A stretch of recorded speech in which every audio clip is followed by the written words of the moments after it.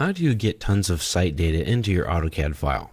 Well, you can go to the site, take pictures, make field measurements, field sketches, other notes and things, and then go back to your office and draw it out, hoping that you did everything correctly. Well, that's a real good idea, and it's the way we've been doing things for a very long time. But if you have access to a 3D scanner, then things might be a bit easier for you. Well, at least you're going to have a bit of real-world 3D data at your disposal that you'll be able to add to your field measurements, your pictures and sketches and so on. So we'll be able to take that 3D scan and put it into what's called a point cloud. A 3D scanner sets up a lot like a surveyor's tool. From that point, a laser is sent out from the device in all directions, and then it tells the device where everything is. That laser comes from the device, the 3D scanner, shoots out, hits a surface, bounces back, and so now it knows how far away it is and where it is, and it just scans all the way around or in a certain or specific area. Many of these 3D scanners can also take pictures of the area and provide color data for those points. Does this sound futuristic to you? Well, it's not. This type of tool is being used right now today by surveyors, forensic scientists, archaeologists, law enforcement, construction workers, and more. So if there's a need to get three-dimensional information from a physical object in the real world, a 3D scanner can get it. And then once it gets that data, it puts it into a point cloud file, and AutoCAD can process that data by displaying it. And it displays each of those points as a 3D point in your AutoCAD file. Autodesk was kind enough to give me a couple of sample point cloud files to use for this training video. Otherwise, I wouldn't be able to show it to you if I didn't have the data. So this is not a small file, but it was amongst the smallest files that Autodesk gave me access to. So to insert a point cloud file, you go up to your ribbon and go to the Insert tab. And then you go to the Point Cloud panel. It's here all the way on the right. Now what you have to do is attach it first. Once you attach it, then you can work with it. Works a lot like an XREF. So I want you to take a look here at the Trapelo Exterior photofly.pcg file. Click Open. And this should look familiar to you. It looks a lot like a reference file, an XREF. We're just going to keep the scale at 1 and keep everything like it is out of the box. It's fine. Click OK. And then we need to pick our insertion point here. And that's a point cloud file. Well, what is it? Well, let's use our 3D orbit here. Hold down the Shift key and your scroll wheel on your mouse and orbit around. As you move around, you can see the shape of a wall here.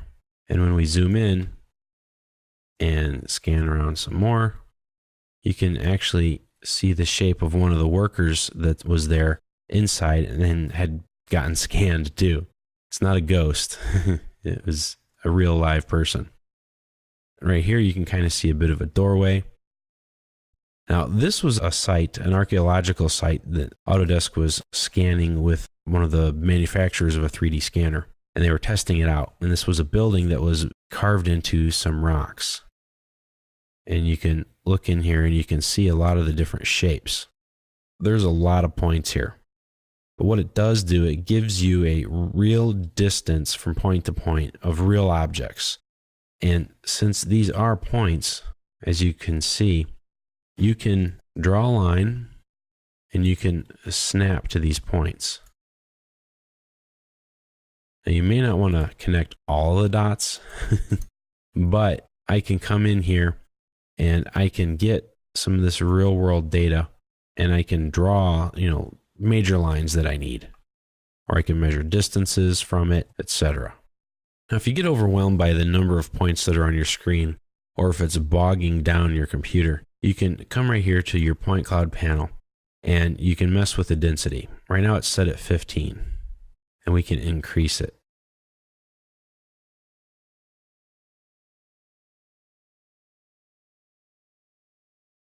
Do a quick regen here. And as you can see, my computer is running a lot slower. And there are a lot more points here now. And it's a little bit easier to get some definition on some of these things because there are more points. Now, if you hit the auto update, it'll automatically update it when you change some of your density settings or if the model itself changes. So we're not going to do a lot with them. I just wanted to show these things to you. If you select this, you can delete it just like you would a regular XREF. Now, here is the first floor to the headquarters of an AEC building. This is a much larger file, and there's a lot of detail in here. You may or may not be able to see things right away, but once we start to rotate our view, you can kind of see things a little bit differently. And then you can see here I turned off the auto update, so I have to do a regen all whenever I go into places. But you can kind of make out some of the equipment here, some tables, shelving, chairs. It's actually kind of creepy to look at. I'm turn the auto regen back on, but you can see there's a person right here. Definitely see some different tables and chairs. And actually that's not a person, that's the back of a chair. But you can definitely see tables. You can see some of the equipment that is inside this building. So what they did, they took a portable 3D scanner and just walked everywhere and scanned it and collected all the data. Now, forensic scientists and anthropologists will do this at different sites, and they will scan everything because it gives them a real 3D image and recording of the data point to point, a spatial relativity to each other. And plus, it gets everything. So if there's something they missed in their pictures, they can go back and look at this. Now, I'll admit, this is really cool looking, and I'll also admit they're hard to work with because it's just so many points. But the data is here, and you can do some stuff with it.